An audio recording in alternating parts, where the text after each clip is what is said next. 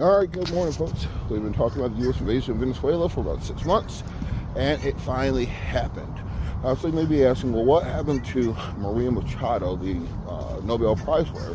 I thought she was supposed to be taking over the country. Well, Donald Trump betrays everyone, and they made a deal with the remainder of the Maduro regime to turn over Maduro. That's why the entire operation only took 2.5 hours for them to break into the country, pick up Maduro without anyone being killed within the Maduro inner circle, without there being a real struggle, and we're able to get him out so easily.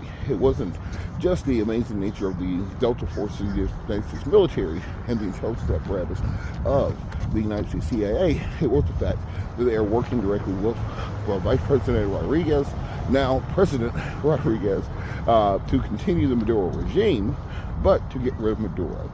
So what happens next? Well, the new government has agreed, essentially, to be a puppet of Donald Trump.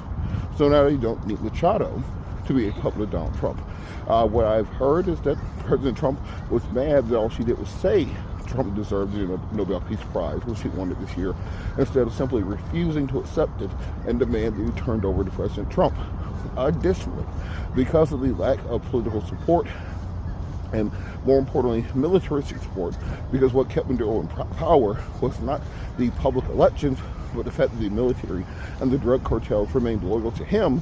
Well, now they are hoping the military and the cartels remain loyal to the Rodriguez administration of the Maduro regime, thereby allowing U.S. corporate interest to operate there safely.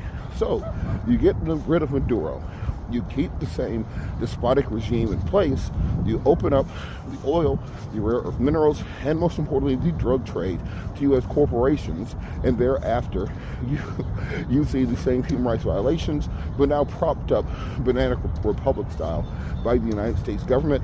The thing this didn't happen before. Remember, when we went to Afghanistan had the largest poppy fields and production of heroin in the world.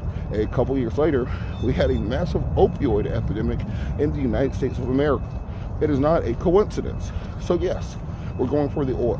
More importantly, we're going for control of the international drug trade, particularly the drug trade to Europe and the drug trade to Southeast Asia, which is actually what transits through the Caribbean and through Venezuela, as opposed to the fentanyl trade, which comes from Chinese chemicals that go through Mexico and then across land borders up into the United States of America.